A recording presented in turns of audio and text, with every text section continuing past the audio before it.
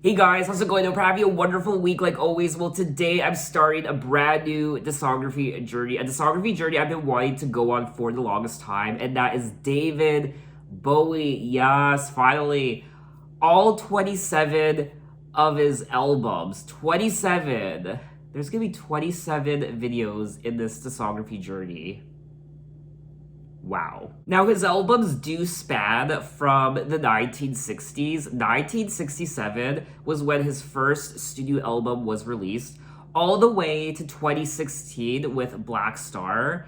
And unfortunately, 2016 was the year that David Bowie passed away. He had a music career that spanned 50 years.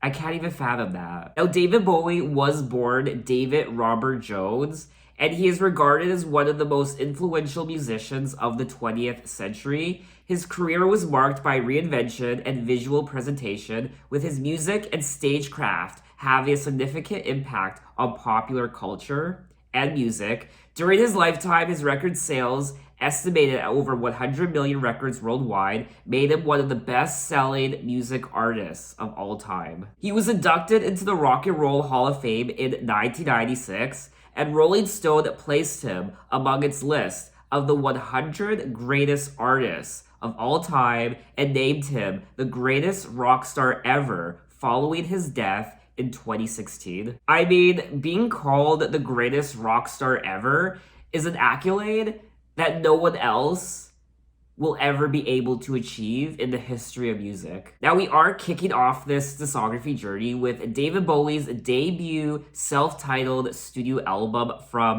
1967 called David Bowie. But anyway, enough talking. Let's just jump right into the album. I'm just over the moon right now. I'm so excited. Track number 1, Uncle Arthur.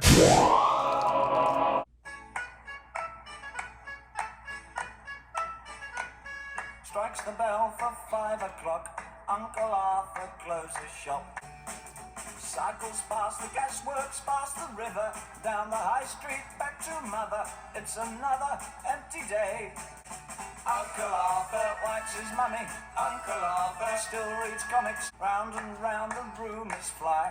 How he ran away from mum. Uncle Arthur vanished quickly. Uncle Arthur and his new bride.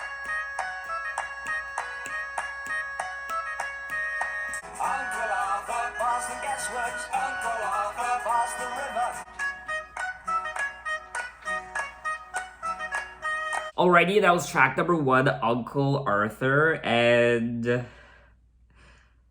I liked it. I really enjoyed the production. I don't really know how to explain it or describe it. It's very, what's the word?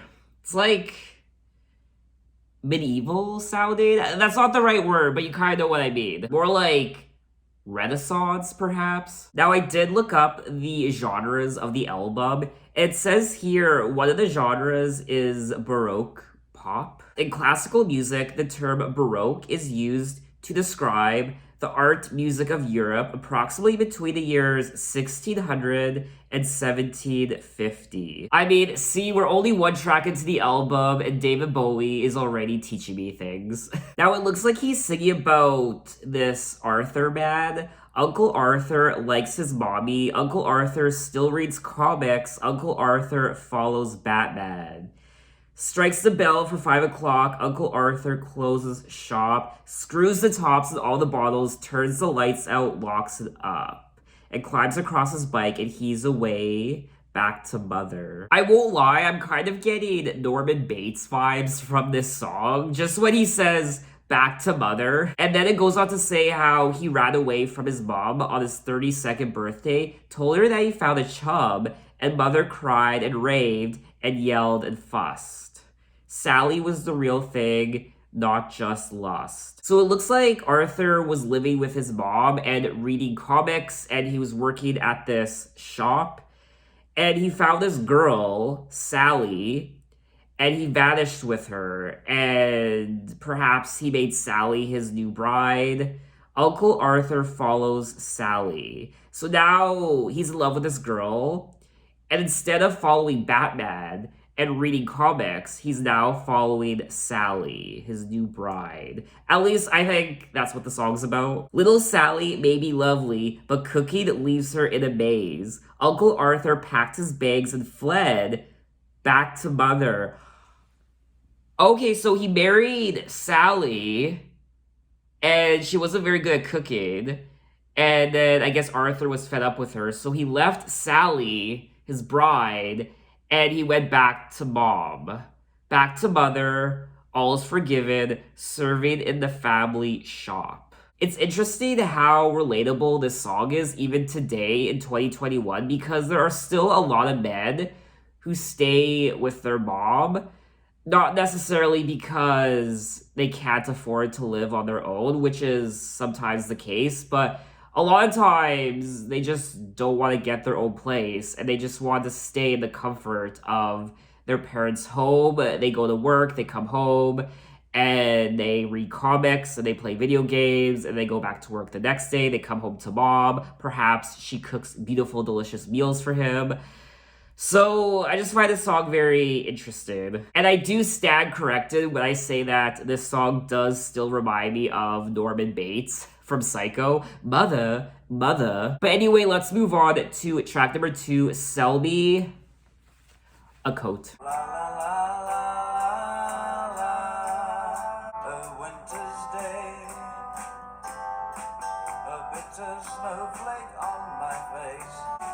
Jack Frost took her hand and left me.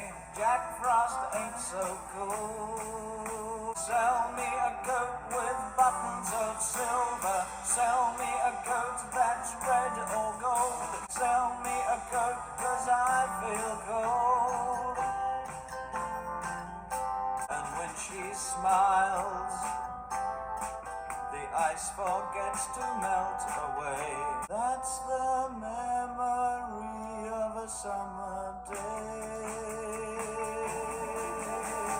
Sell me a coat with buttons of silver. Sell me a coat that's red or gold.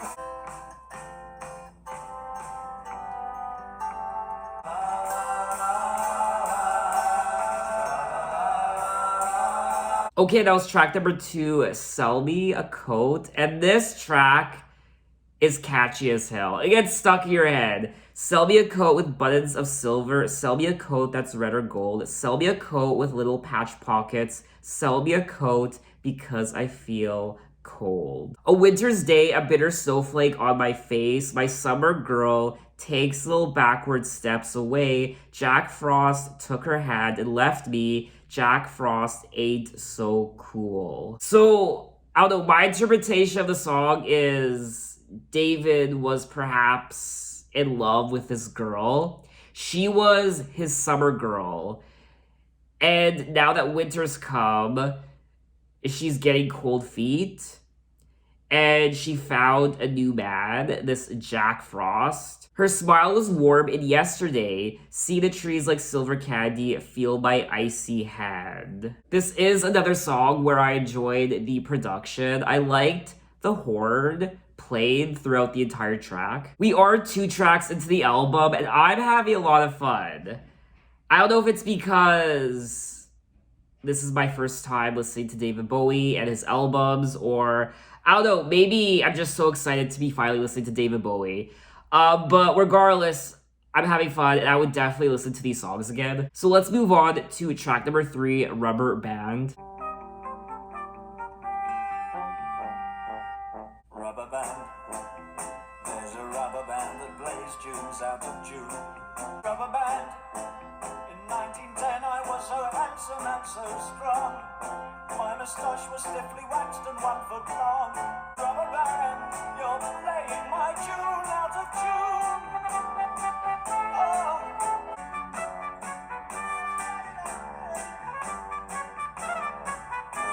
Rubber band, in the 1418 war I went to sea. But my son beloved was waiting home for me.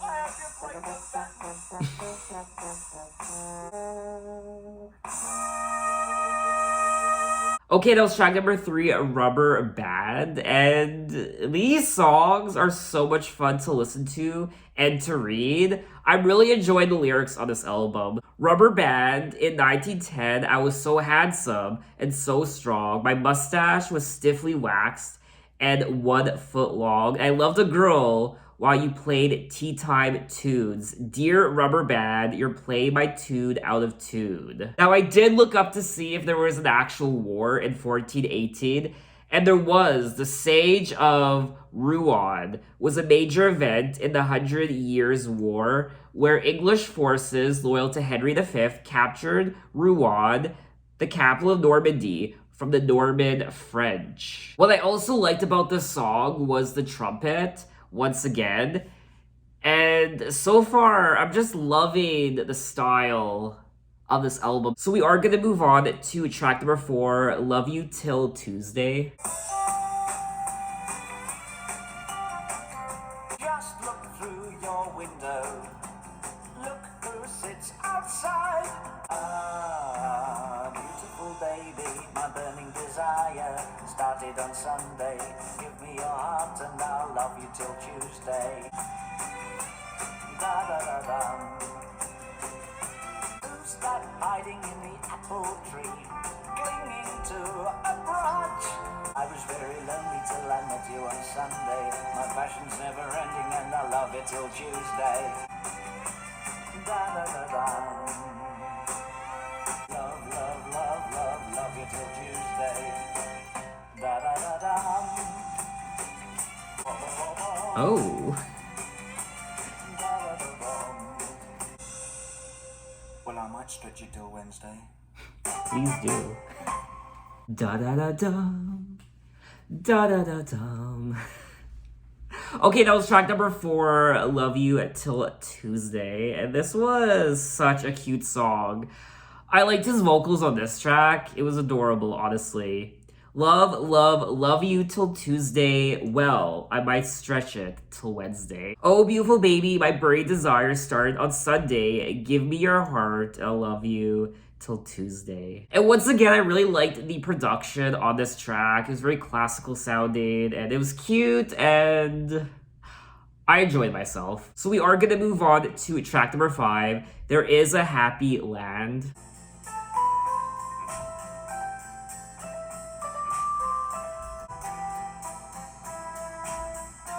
I just love that trumpet so much. There is a happy land where only children live. There's a special place in the rhubarb fields underneath the leaves. Charlie Brown's got half a crown, he's gonna buy a kite. Tiny Tim sings prayers and hymns, he's so small we don't notice him. Mother calls but we don't hear, there's lots more things to do. Sissy Stephen plays with girls, someone made him cry. Tommy lit a fire one day, nearly burnt the field away. Tommy's mum found out, but he put the blame on me and Ray.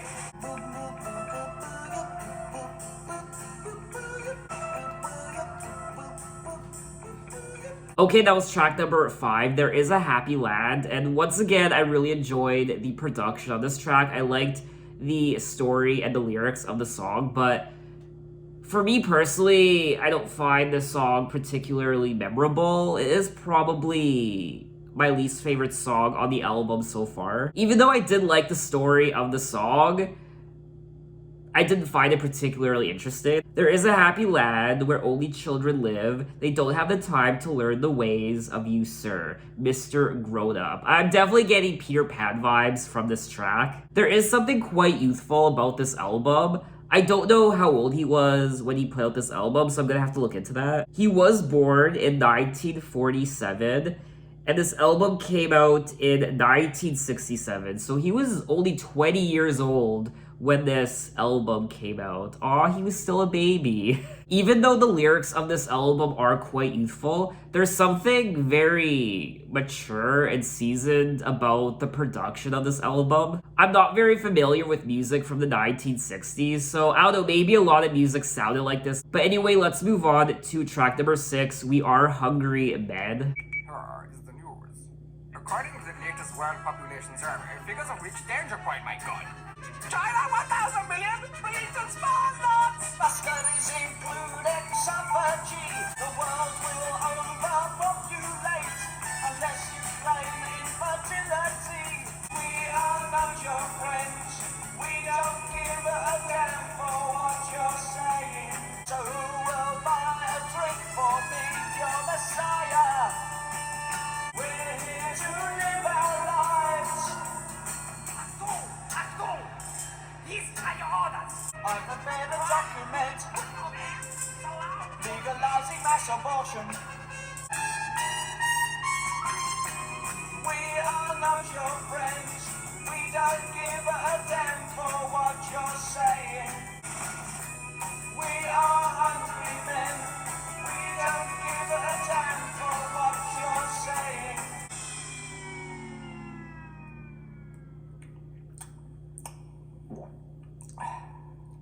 Oh my. Okay, that was track number 6, We Are Hungry Men. Wow. Here is the news. According to the latest World Population Survey, the figures have reached danger point. My God. London, 15 million, 75,000. New York, 80 million. Paris, 15 million. China, 1,000 million? What? So it's obvious that this song is very politically driven when it comes to overpopulation and birth control, the pill, even abortions. I have prepared a document legalizing mass abortion. We will turn a blind eye. Anyone found guilty of consuming more than their allotted amount of air will be slaughtered and cremated. The world will overpopulate unless you claim infertility. So who will buy a drink for me, your messiah? We are not your friends. We don't give a damn for what you're saying. We're here to live our lives. I mean, if David and the world thought that this was overpopulation in 1967, I can only imagine what they would think now of the world population in 2021. And what's also interesting is he opens the song with a news broadcaster who I believe is German. This is definitely one of those songs that I can read a lot into, I imagine. But I don't have a lot of time right now to do that, so I'm just gonna do it off camera. But this was definitely a very interesting song. It's not really a song I would listen to again. But it was very interesting to read. But anyway, let's move on to track number 7, When I Live My Dream. When I live my dream, I'll take you with me. Happy at the sound of your voice. Baby, I'll slay a dragon for you. Or banish wicked giants from the land. We will only love each other as forever when I live my dream. And you will stand before me while the sky will paint an overture. When I live my dream, please be there to meet me. Till that day, you'll run to many other men, but let them know it's just for now.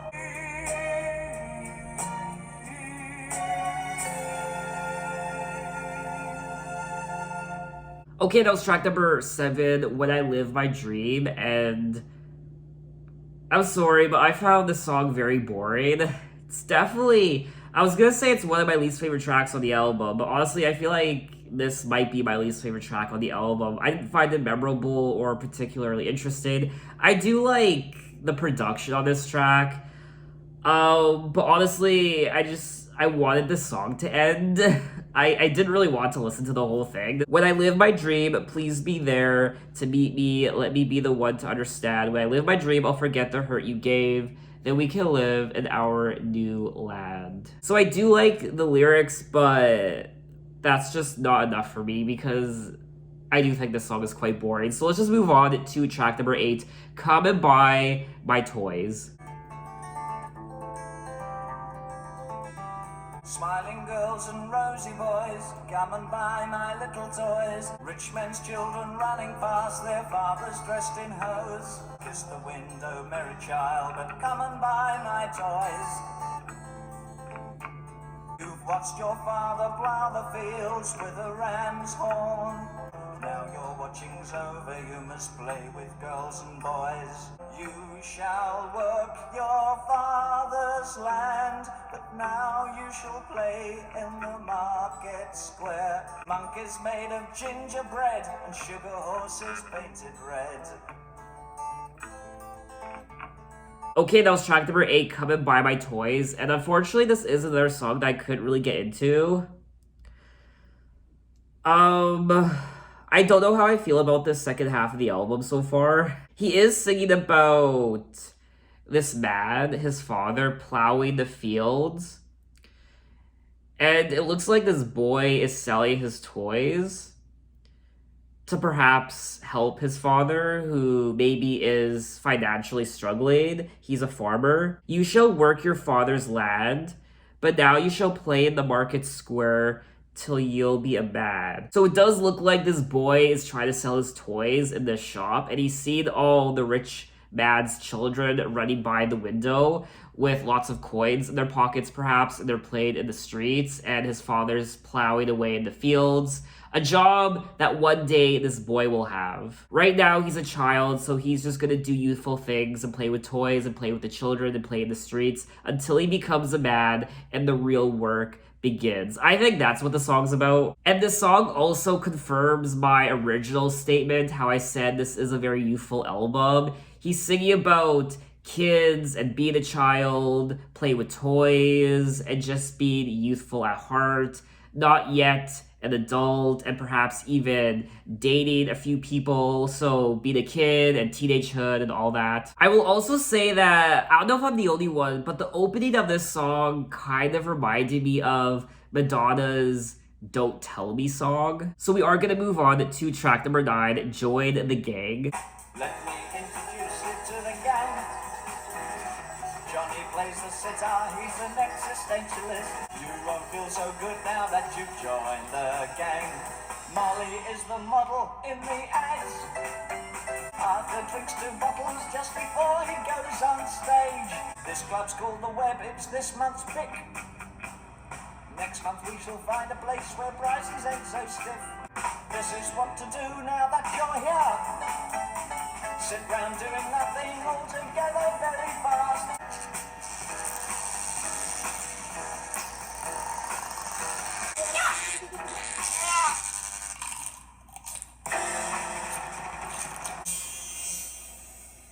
And that was track number 9, Join the Gang. And this was another very interesting song. It was quite strange and eclectic and bizarre at times. He is introducing us to his gang of misfits and musicians perhaps, and friends. Johnny plays the sitar, and Molly is the model in the ads, crazy clothes and acid full of soul and crazy hips. So this song obviously is also about drugs. I mean, Molly is the model in the ads, crazy clothes and acid full of soul and crazy hip. And there's also Arthur, and I don't know if this is the same Arthur from track number 1, Uncle Arthur. Arthur is a singer with a band. Arthur drinks 2 bottles just before he goes on stage. Look at Arthur rave. All the kids have paid. They want to see the croaky man who joined the gang. I also found the ending of the song to be quite interesting. Production-wise, it sounded like a deranged, murderous hornet or something buzzing around. I do like the production of this song, just like the rest of the album, but just like a few of the other tracks on the album that I've listened to, in particular the second half, this is probably another song I wouldn't really listen to again. So we are going to move on to track number 10, She's Got Medals.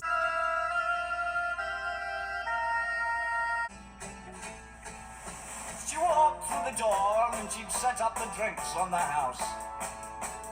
She's got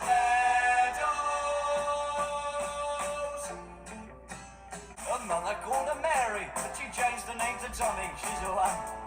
Oh. She got very tired of picking up girls, cleaning her gun and shaving her curls. People say that when the moon is full and all the stars have gone to bed, called herself Eileen, came to London town. She's got medals.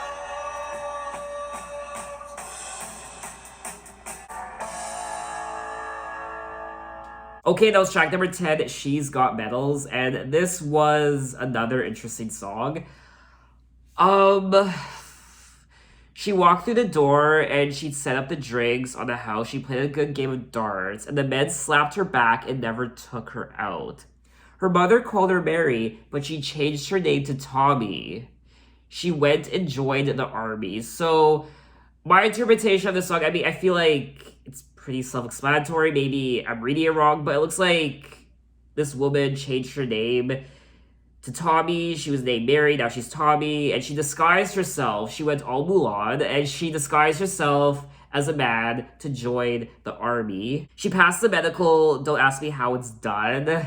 Yeah, how did she do that? Anyway, they sent her to the front line, fighting for her country's name. She got medals. So she got medals for joining the army and doing brave things. And she got very tired of picking up girls. So it looks like, wow. So it looks like all the girls were flirting with her, thinking that she was a man and she was tired of that. She must have been one handsome man. And then when she came home, she replaced her uniform with dresses and silk and green, and called herself Eileen, that came to London town, and now she's settled down. She's got medals.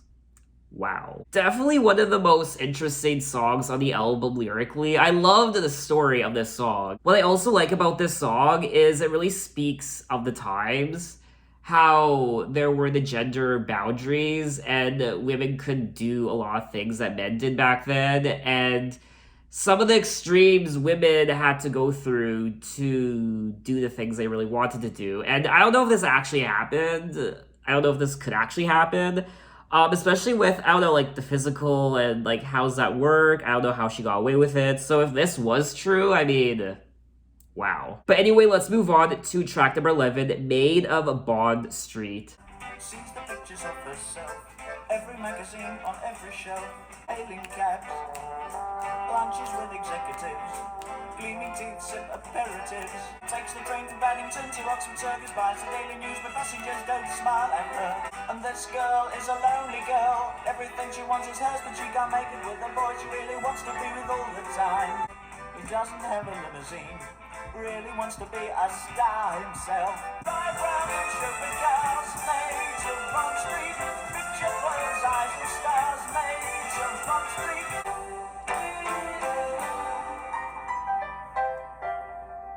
Okay, that was track number 11, Maid of Bond Street, and unfortunately this is another song I didn't really care for. Although I definitely would listen to it again. I don't find it that memorable, just like quite a few of the other songs on the second half of the album. This girl is Maid of Bond Street, hailing cabs, lunches with executives. This girl is a lonely girl, takes the train from Paddington to Oxford Circus. The more I read the lyrics, the more I realize that this song is quite sad. It's about this girl who's quite lonely and she has a broken heart for the boy that she once knew.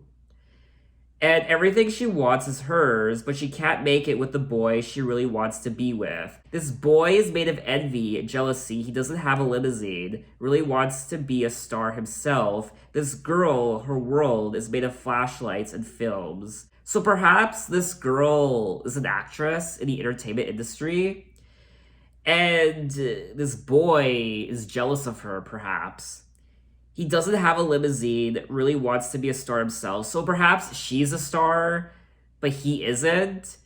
She loved him, and he perhaps loved her at one point, but he grew jealous of her. The more I read the lyrics to this song, the more I can really appreciate it. And I know I said initially how I wouldn't listen to this song again, and that's still probably the case, but I do like the song more the more I read the lyrics and the overall story. And I think it's really nice, even though it is quite sad at the same time. So we have come to the end of the album, track number 12, Please Mr Gravedigger.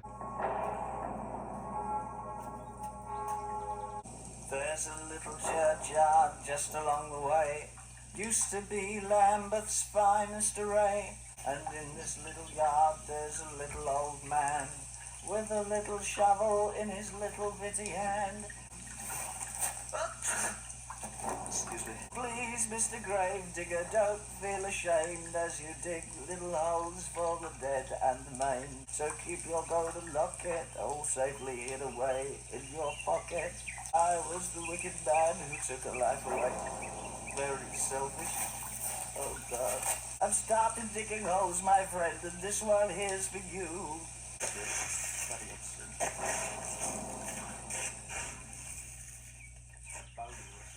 Oh my god.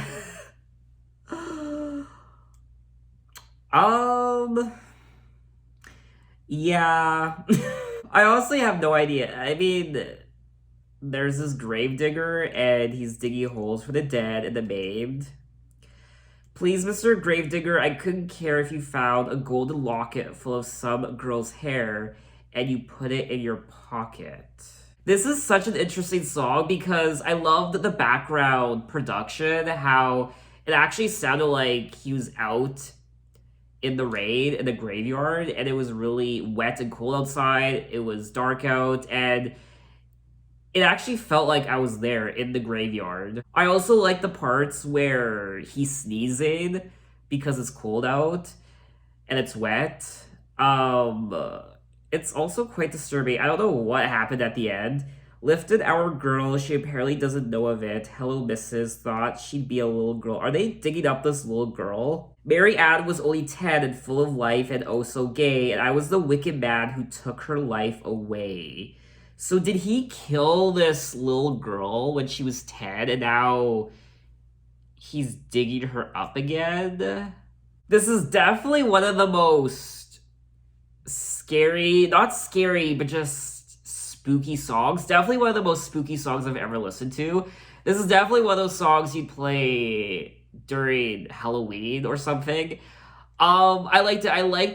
I liked it because it's just so different from what I typically hear, and it's just so unique, and I honestly loved everything about this track. I don't know if I would listen to it again. I would definitely actually listen to it again because it's so weird and different. And yeah, I mean, I'm a little speechless. It was a very interesting song to listen to. So that was all 12 tracks of David Bowie's debut album from 1967, and I really, really enjoyed myself. I think this is a great debut album. It's not perfect by any means. I wasn't the biggest fan of the second half of this album. I think the second half dragged a little bit, and it wasn't as memorable as the first half. I also loved how he brought so much of his personality into these songs. His little quirks and little just mannerisms. It was really fun to listen to. I also really enjoyed the production on this album, which is something I wasn't expecting. It was very, Baroque, which is a new word for me. I also liked how classical sounding it was in parts with the trumpets and the horns, and it was really nice. I also liked the songwriting and the lyrics on this album. They were very interesting to read. I like the themes of childhood, and like I said many times already, there's something quite youthful about this album. He does bring up children quite a bit, and relationships as well, and loneliness, and breaking up with someone, and all that unhappy stuff that comes with being in a relationship or being young. Now, unfortunately, it looks like a lot of people weren't fans of this particular album. It did receive mixed reviews, even a lot of negative reviews. And apparently, this album was a failure. The failure of the album and its singles cost Bowie his record contract with Duram Records. They dropped him in April of 1968. Well, their loss, I guess. It's just really unfortunate that this record label dropped him after his first album, because a lot of times, I mean, from my experience listening to a lot of artists' discography, a lot of artists don't really show you their full potential on their first album, and you need to give them time to blossom and grow, and sometimes that takes a couple albums. So I wish this record label would have invested more into him. I just wish they would have believed in his craft a bit more to really develop him a bit further. I could understand if they dropped him if his first few albums were commercial failures. But his first album, I mean, come on, give the guy a couple more chances. And it also looks like David Bowie, his first album, is his lowest rated, which is nice because nowhere else to go but up from here on out. I definitely don't think this album is as bad as a lot of people make it out to be, but maybe that's more so because I haven't listened to the rest of his albums yet, so I have nothing to compare this to. Maybe once I listen to all his albums, I'll have a different opinion on this one. But for now, I still enjoy myself. So in my next David Bowie video, we will be moving on to his second studio album from 1969 called David Bowie Once Again, but it's also commonly known as Space Oddity. So look out for that video next time, and thanks for watching, guys. You can find me on Instagram, you can find me on Twitter, you can message me, you can say, hey, how are you? And I will see you next time. Take care.